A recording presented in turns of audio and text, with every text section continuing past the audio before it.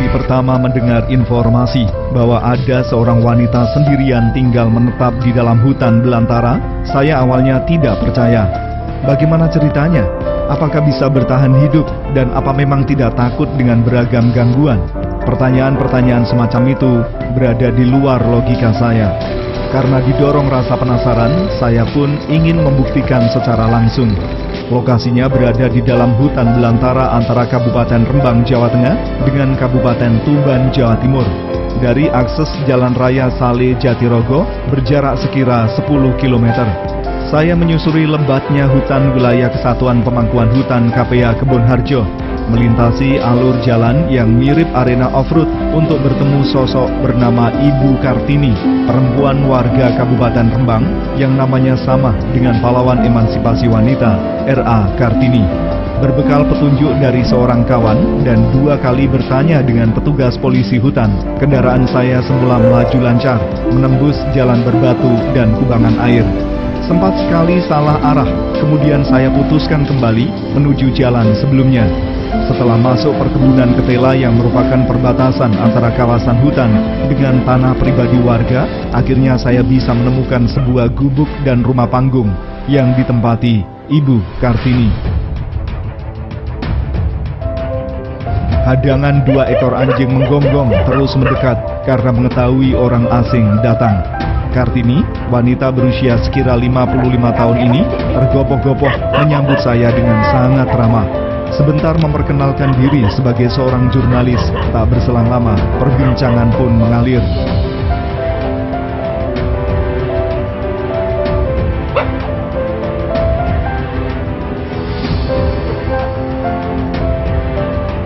Pertanyaan pertama yang saya lontarkan, bagaimana awal mula memilih tinggal menetap di hutan seorang diri?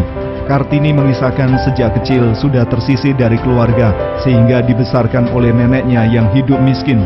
Setelah berkeluarga dan memiliki 3 orang anak, suaminya meninggal dunia. Ia rela menjadi TKW di Malaysia untuk menyambung hidup dan menyiapkan masa depan bagi buah hatinya. Kala itu, ketiga anaknya diasuh oleh nenek mereka. Saat bekerja di Malaysia, Kartini mengalami kecelakaan lalu lintas hingga menderita luka parah pada bagian kepala. Alhamdulillah, masih selamat. Sepulang dari Malaysia ke kampung halaman, cobaan berat masih saja datang silih berganti, termasuk saat ditawari tanah tengah hutan oleh seseorang yang konon dikenal sangat angker. Dibilang bahwa daerah sekitarnya kelak akan menjadi proyek tanaman tebu pemerintah, sehingga diprediksi bakalan rame. Ia tertarik membeli seharga 16 juta rupiah dengan luas 1 hektar lebih, masih dalam bentuk rerimbunan semak belukar. Setelah dibersihkan, Kartini mencoba bertani di lahan yang ternyata sangat subur.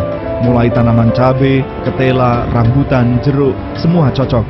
Kali pertama, Kartini mendirikan gubuk kecil, kemudian atas bantuan petugas perhutani KPA Kebonharjo bisa menambah dengan rumah panggung untuk tempat tidur. Setelah memutuskan menetap di lokasi itu, Kartini justru mampu bangkit dari keterpurukan masa lalunya yang menyedihkan. 10 tahun lebih berjalan, lahan di sekitar gubuknya tidak banyak berubah. Jadilah ia satu-satunya yang menetap di tengah hutan sampai sekarang.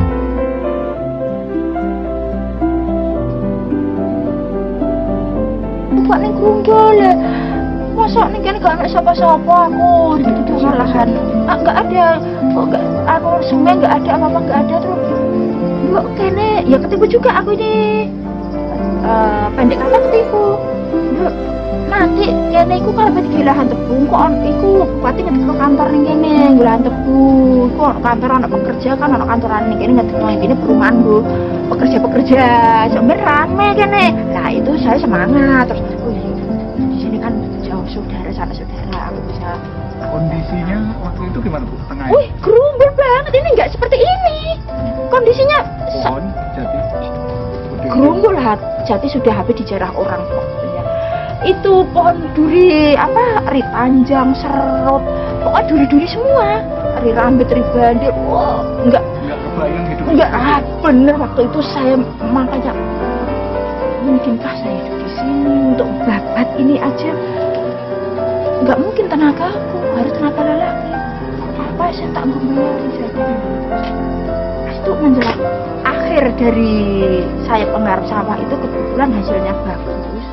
Terus uang tuh waktu itu saya punya sekitar kurang lebih 10 juta. Terus saya pakai biaya bapak di sini. Pembersihan. Iya, pemberian lahan itu lelaki 3 lelaki itu orang bongket itu ini tunggak banyak karena ini pemotongan orang babat. Sangat lebat. Orang truk waktu penjarahan hutan, Gus Dur, ini itu ceritanya Pak Mantri yang dulu, yang udah pensiun sekarang, dipakai sembunyi maling-maling tuh truk itu standby-nya di sini, 4 truk itu nggak kelihatan. Rumah ini gimana? Nah, dulu kecil, gubuk kecil, waktu ada orang babat, saya itu beli dolong-dolong dari orang tani di sana. Saya minta tolong orang pekerja-pekerja, tolong ya dibacakan. Belum ada banyak, belum apa, alang-alang saya pakai penutupnya semalang, ini bekasnya masih ada ini. Dulu ilalang semua, kecil ini, saya pakai tidur ini, dapur ini, naruh barang-barang, ya berantakan, orang kita tani ya butuh alat. Sedang tempat tidak ada, ya gedeknya itu ya belum ada waktu itu. Kapal itu saya Mari itu kan biasa ngarit di sini tuh, begini ngomong sama, ya saya dengar terbiasa sendiri. Saya lagi uangnya ngarah kuat suwe. Disesar setiap digarap uang kan orang nanti setahun mati gitu. Dan terus di sini meninggal. Iya, waktu itu memang di situ ada intinya kerajaan hantu itu ada iblis. Memang kita mau percaya nggak percaya memang ada. Dikenal angker sini. Iya, benar di pojok sana, pojok lahan. Nah, dulu ada jurangnya. Itu kan nggak usah percaya gini, dengar kata-kata itu gini. Orang kerja juga ngomong gitu.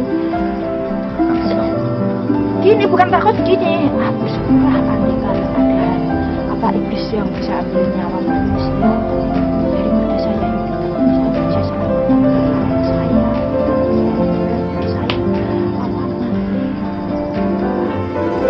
saya jadi semangat di sini karena ya itu kalau saya bisa mati tanpa bunuh diri kan bagus, kalau bunuh diri kan menambah dosa kan. Semula 3 anaknya juga ikut tinggal di tengah hutan.